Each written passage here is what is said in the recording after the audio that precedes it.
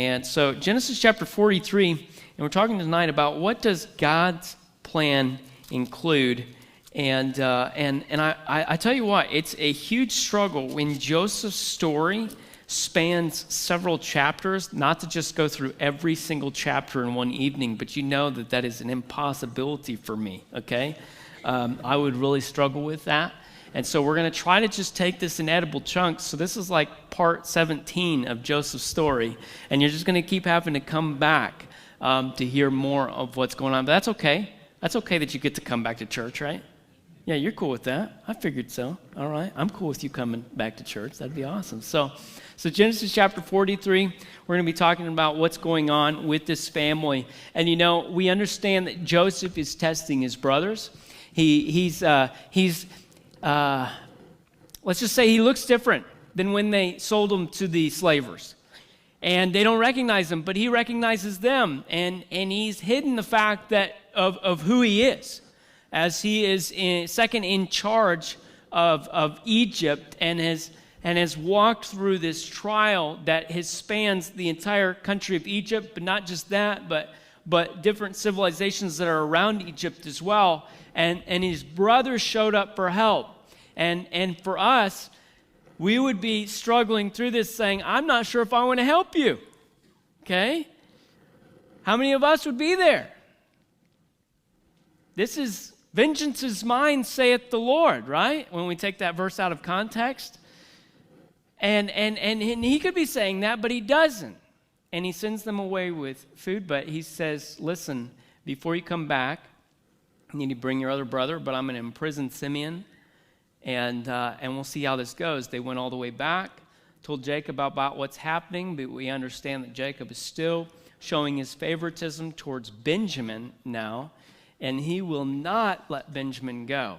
He's very upset by that, and he's like, well, what did you expect? In the situation, he doesn't trust the other brothers at all, and so we're going to come into this place where this famine is not going away. Just because we want it to go away doesn't mean it's going away. Have you ever been in a trial like that? It's like, I would really like you to go away, trial. But as much as we say that, that's not what happens. I remember as a teenager, one of the other teenagers had this T-shirt. It said on it, if I close my eyes long enough, will you disappear? It didn't work. It didn't work, and that's not really the way trials work either. Just because we want it gone doesn't mean it's gone. And so they're in this situation, and Jacob's going to come tonight and understand that just because he doesn't want to send Benjamin doesn't mean that that's the way it's going to happen. And so we jump in, and we understand that the brothers have failed in fulfilling the mission that Joseph has actually put them on to be able to come back and to get more food. And Jacob is absolutely stubborn. Have you ever dealt with a stubborn family member? What do? Put something in their food during Thanksgiving? What do you do? Okay, all right. If only, no, you're not supposed to do that, right? By the way, do not say, Pastor Taylor told me to put something in your food, all right? Okay, how do you deal with that situation? Do you get into a fight with them? What do you do? Or do you let God work through the situation? I mean, in all of these things that's going on, in all the circumstances that's happening, does any of this stuff thwart God's plan? Does any of it mess him up at all? The answer is no. Sinful humanity doesn't mess our God up, which I am truly thankful for. It just shows his sovereignty. It just gives better understanding for us and how big our God is, and just as Gary Warren's saying, how great thou art. Man, I love that hymn, just expressing how great our God is. So as we jump into this tonight, we understand that God's plan is still in action, but what does this include? And these were just a few thoughts that I had seen as I read through this passage. So let's jump into God's plan includes overcoming sin. God's plan includes overcoming sin. So let's jump into verse number 1, and we'll start working through this. It says, and the famine was sore in the land. Just like I said earlier, the famine didn't go anywhere. Just because Jacob wants it to be gone, just because everybody else wants it to be gone, doesn't mean it's going to go anywhere. It's still there, and it's bad. It's so bad that it says, and it came to pass when they had eaten up the corn which they had brought out of Egypt, their father said unto them, go again, buy us a little food. Problem. Dad, we can't. And this is exactly what Judah talks about. Judah spake unto him, saying, the man, he doesn't understand that it's Joseph, remember? The man did solemnly protest unto us, saying, ye shall not see my face, except your brother be with you. If thou wilt send our brother with us, we will go down and buy thee food. But if thou wilt not send him, we will not go down. For the man said unto us, ye shall not see my face, except your brother be with you. So Judah just steps up, and he says, listen, we're not going to go. Until you send Benjamin along, this is going to be a completely wasted trip, okay? Until you send him along, we are not going, because the man who's in charge says he will not give us anything else. In fact, don't even show up. Don't come before my face until you fulfill my mission for you. What just happened here? Jacob finds out that he's not in charge. He's not in control of the situation. Dads, do you struggle with that?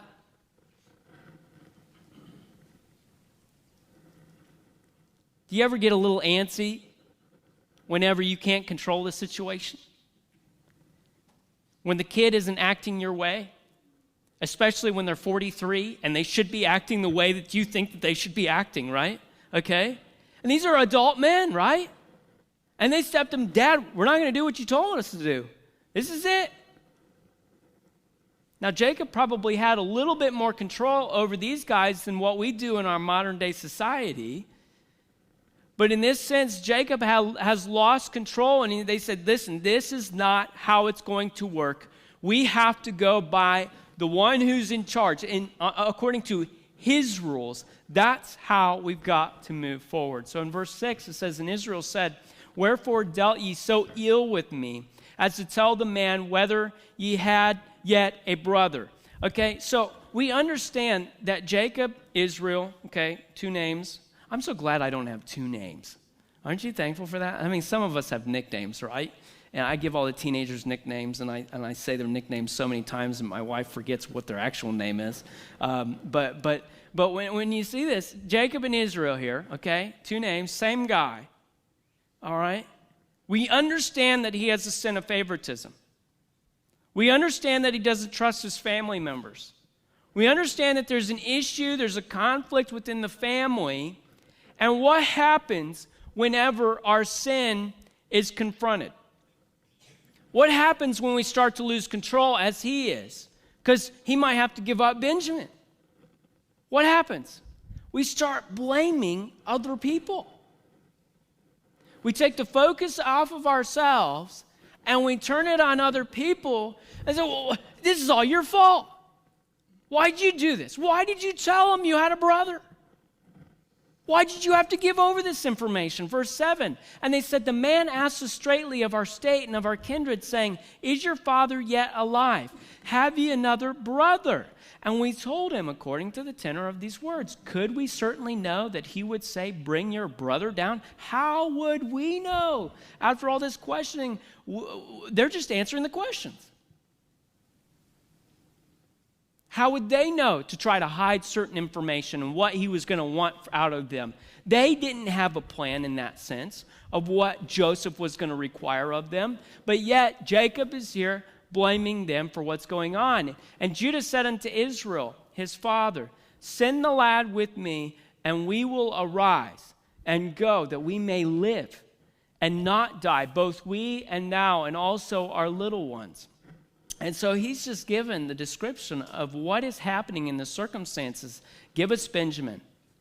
Because this comes down to, are we going to survive? Are our kids going to survive? Which, if they don't, what happens? God's plan is gone. It's done. The promise, the covenant that he had made with Abraham, Isaac, Jacob, would therefore be null and void. I mean, it's totally gone, and God would not fulfill his promises if they don't survive. And so you go into verse 9, it says, I will be surety for him. Of my hand shalt thou require him. If I bring him not unto thee and set him before thee, then let me bear the blame forever. For except we had lingered, surely now we had returned the second time. So if you'd just done what we had asked you to do, we would have probably been back going twice. I mean, we would have been done twice. I mean, we would have had all this food. We wouldn't have been worrying about this right now. You know, what is Judah doing?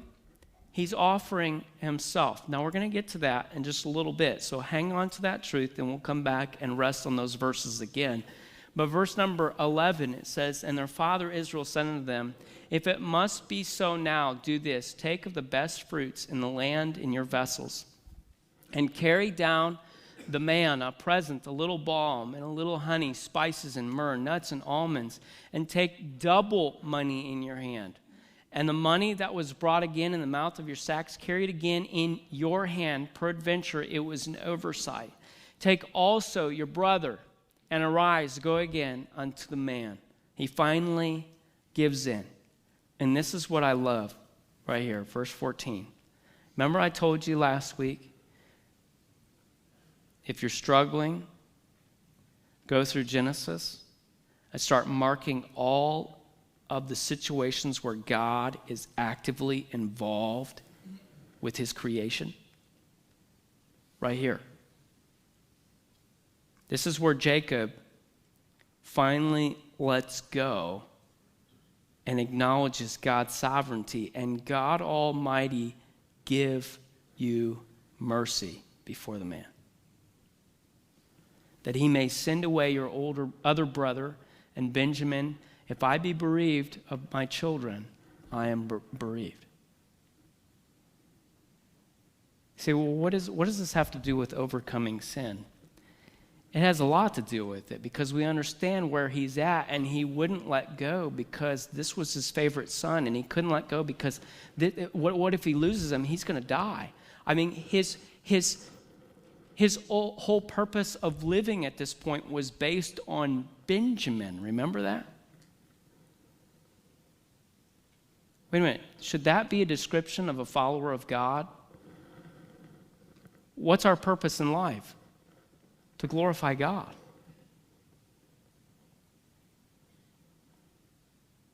To find out that God is enough. And you're watching as he's finally releasing grip of his pet sin. And releasing his child over to God and trusting God with the results. See, this is all a part of what God's plan is for us too. Say, how does Jacob's situation affect us? You know how many pet sins we have that we have total grip of? And when it comes down to Harvest Crusade, and when he's preaching on all these sins, and you say, yeah, I've let go of that, I've let go of that, I've let go of that. Don't talk about that one.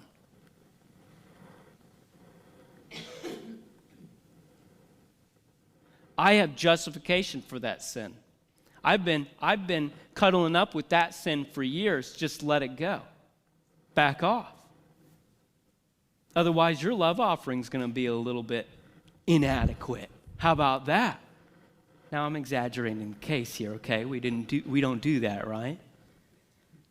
But you think of the fact that there's certain things, there's certain sins that we just have a total grip on. There's certain things in our lives that we love to control, and we don't like to give it over to God. And yet our knuckles are completely white with how strong of a grip we have on it. And it's a part of God's plan for us to let go and let God.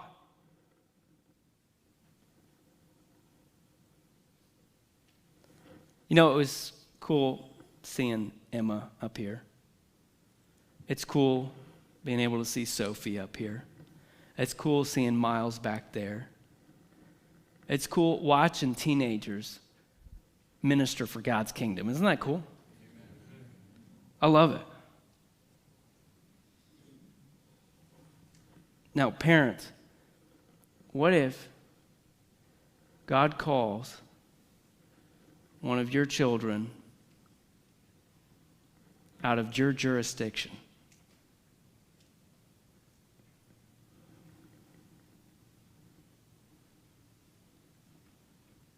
I can't get to them within 15 minutes. What if God calls your child, your bitty baby, to a place like Somalia, where one of our missionaries are ministering right now? We'll say, as long as it's an easy place, as long as it's a place where I can access them as quickly as possible and they're going to always have Wi-Fi anywhere that they go. Oh, wait a minute. What if God calls them to where He wants them, but it might not be where you want them?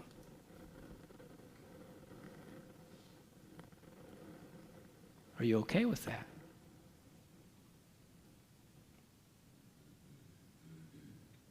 Wouldn't it be cool? I mean, even if we had a senior saint here, what if all of a sudden God calls you to go to be a missionary? Oh yeah, I'd love to go to Hawaii, man. I'd love to make that my mission field. Oh, it'd be so beautiful. You know, Gary Warren's like, Alaska, bring it on. I will serve God fishing. I mean, fishing for men, right? I love that. But what if He calls you to a place outside of your zone, away from your family? What if God's... See, this is what He's dealing with right here.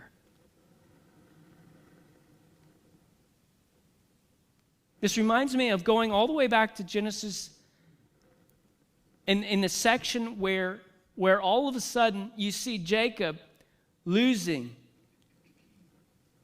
person after person, situation after situation. He lost his wife. Then his oldest son committed adultery with one of his other wives. And then he lost the handmaid of his mother. All in the same chapter. He's just getting hit over and over and over again. And what do we conclude? We concluded that, listen, God was slowly taking away the things that Jacob had around him, taking him to the end of himself. Taking him outside of his comfort zone so that he'll finally surrender to what God has for him. And here's just one more. See, listen, it's part of God's plan to overcome sin, and that includes us as well.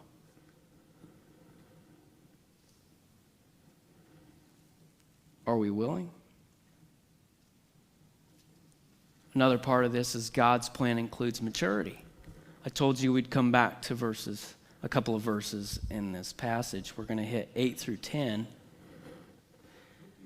And this is just going to be a reminder. See, this is why I love preaching through a book, because then you're getting all the things that are around it, all the context that's going on. Because in verse 8 you say, "And Judah said unto Israel his father, Send the lad with me, and we will arise and go, that we may live and not die, both we and thou, and also our little ones.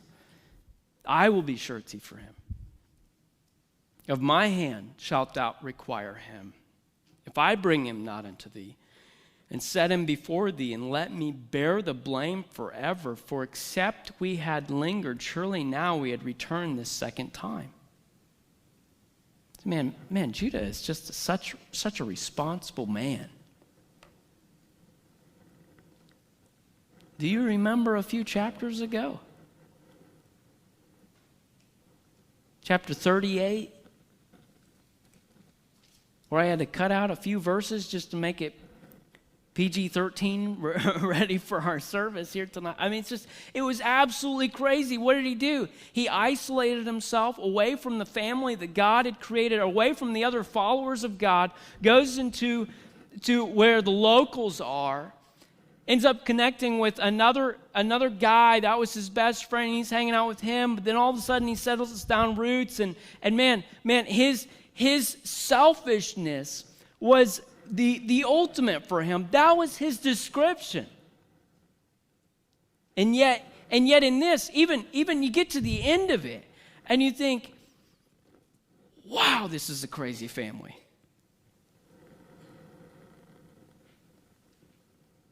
Where the line that connects to Jesus ends up skipping an entire generation because he ends up having twins with his daughter-in-law. And you think, I'm not so sure that this man was very responsible before. I'm not so sure that he would have been one that I would have trusted. I'm not so sure that there's much there to his name. And yet, who's back here? Judah, back here, before his father, stepping up. And instead of being so me-focused, he's going, listen, God, or Dad, here it is, Dad, I'll be responsible for him. I'll step up to the plate. It's me that you can blame forever if I don't bring him back. You say, what's going on here? God's plan includes maturity and growth. You watch as Judah's changed. Something's changed, and you'll see it even in a couple of chapters later when Jacob starts describing his sons. He'll have a different depiction of Judah than what you would think based on chapter 38. I mean, it's just one of those things that you start to see some growth. But it's not just him. You go on to verse 15, and we're going to breeze through this, okay? It says, and the men took that present, and they took double money in their hand, and Benjamin, and rose up and went down to Egypt and stood before Joseph. Verse 16, and when Joseph saw Benjamin with them, he said to the ruler of his house, bring these men home and slay and make ready, for these men shall dine with me at noon. I'm going to make a feast. Wait, the same guys that you blamed for being spies? Man, I would be super confused right now. It's like, where's the guy that we were talking to earlier? Verse 17, and the man did as Joseph bade, and man brought the men into Joseph's house. And the men were afraid because they were brought into Joseph's house, and they said, because of the money that was returned in our sacks the first time we were brought in, that he may seek occasion against us and fall upon us and take us for bondmen and our donkeys. And they came near to the steward of Joseph's house, and they communed with him at the door of the house and said, oh, sir, we came indeed down at the first time to buy food. And it came to pass when we came to the end that we opened our sacks, and behold, every man's money was in the mouth of his sack, our money in full weight, and we have brought it again in our hand. And other money have we brought down in our hands to buy food. We cannot tell who put our money in our sacks. They're just trying to plead their case here. You don't find the same guys from before who were so full of bitterness that they were ready to kill their brother. You find guys that have been reduced. They don't have much pride left. They are in fear. But you go into verse 23, and he said, peace be to you. Fear not, your God and the God of your father hath given you treasure in your sacks. I love it. Again, Joseph pointing right back to God. God provided for you. Now we know what happened. But he's bringing God back into the picture. His sovereignty, his control, his provision. He says, I had your money, and he brought Simeon out to them. So finally, Simeon, their other brother, is released here. And the man brought the men into Joseph's house and gave them water, and they washed their feet, and he gave their donkeys provender. So all of a sudden, everything's being cared for. They're washing their feet, the spies. Yeah, they're washing these spies' feet. There's something different happening. Verse 25, and they made ready. The present against Joseph came at noon, for they heard that they should eat bread there. And when Joseph came home, they brought him the present which was in their hand into the house and bowed themselves to him to the earth. Wait, are these the same bitter, angry guys who sold their brother? Or is God maturing them, growing them, where they understand, maybe I need some humility here? Instead of shaking my fist, maybe I should come in with humility. Verse 27, and he asked them of their welfare and said, is your father well? The old man of whom ye spake, is he yet alive? And when they answered, thy servant, our father, is in good health. He is yet alive. And they bowed down their heads and made obeisance. Again, you see this humility before this man. Listen, they've got nothing to stand on. They're finally understanding where they're at, and they're willing to bow. When Joseph presented those dreams, do you think they were ready to bow the knee?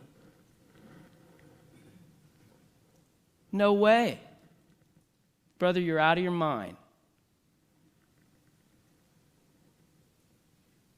Joseph, you're crazy. I would never do something like that. And yet now they are. God has brought them low, and they understand their place, and you just see a growth and a maturity as they walk through. Does that mean they're in perfection? No way. No way. Not one of us are.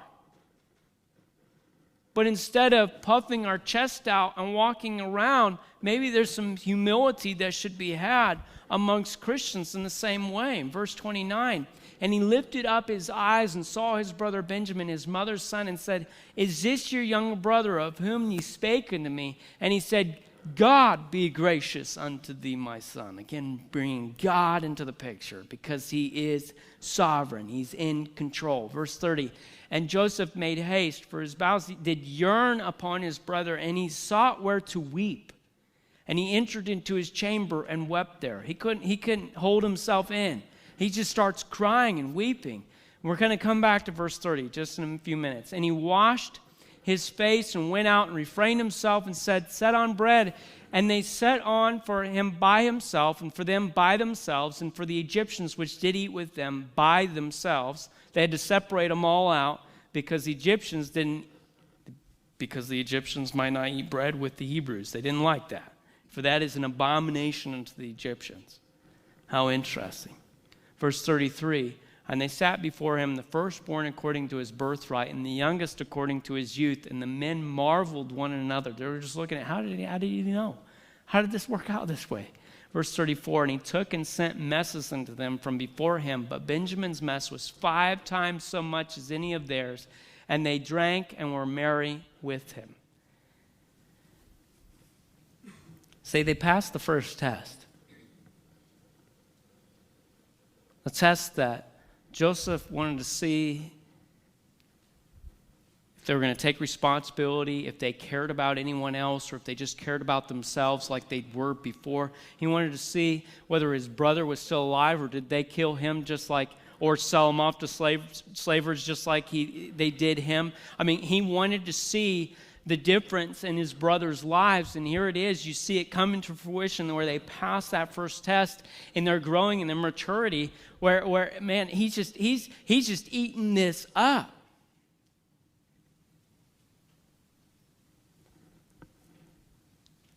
So as you see this, you not only see it in Judah's life, but you see it in the other brothers' lives about how in God's plan it includes maturity and growth. Would you jump into that last point there? God's plan includes blessing. I told you we'd come back to verse 30 because I truly believe after all that Joseph has been through, how many times did you think, man, he just needs a little bit of blessing, doesn't he? Just to keep moving forward. after all that has happened to him, he just needs a little bit of light. You just feel like he's in total darkness. And yet, we see that, I believe, in verse 30. You jump back there. After he's able to see his brother. It says, and Joseph made haste, for his bowels did yearn upon his brother, and he sought where to weep, and he entered into his chamber and wept there. And verse 34, you see how he took and sent messes unto them from before him, but Benjamin's mess was 5 times so much as any of theirs, and they drank and were merry with him. You know what? I think God just gives him a little bit of blessing in the midst of all of this chaos. Say, what's the blessing? His brother.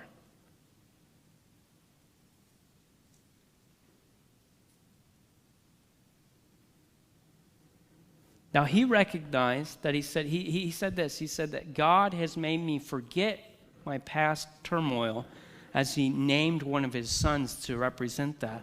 But yet, here it is, after over a decade of being alone, he finally sees his brother. And you know how he responds? He cries. I thought grown men don't cry. Man, that is a lie. I don't know who made that up, but that is a total lie. You look throughout Scripture, Jesus wept. He was so overcome by the beauty of what God had given him that he was emotional about it.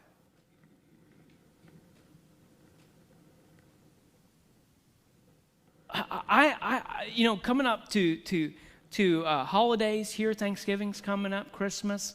Do you enjoy some of your family at least? Okay, all right. Some of them, when they finally come home, and you're just like, man, this is exciting. I get to see their face again. This is a blessing that God has given. And you know what? That's a part of God's plan. God does give blessing. God does give blessing. And that's something for us to be able to look through. You look through all of Scripture and through in the New Testament and the Old Testament, you see each one of these things, the overcoming sin, the growth and maturity, and the blessing, all a part of a follower's life. You see that, and where God wants us to grow. And so it's just like gold being refined and purified. How does that happen? Through overcoming sin and temptation and the trials that are in our lives, so that we can look forward to the hope that we have in Jesus Christ. There's a blessing. But he wants us to be sanctified. He doesn't want us to be stuck where we were. He wants us to grow in him and to be more Christ-like.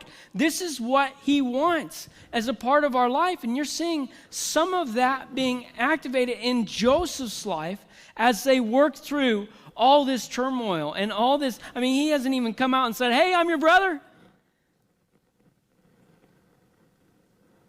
And yet he gets to enjoy a little bit of what God gives. And man, what do you do with those that you love?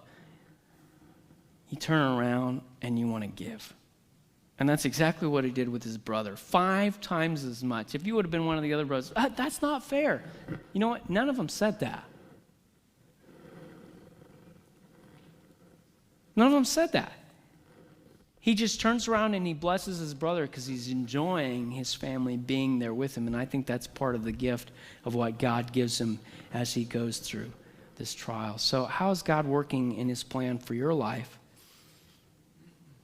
Is there some sin you need to overcome? Is there some growth that needs to happen? Are you able to see the blessing that he gives?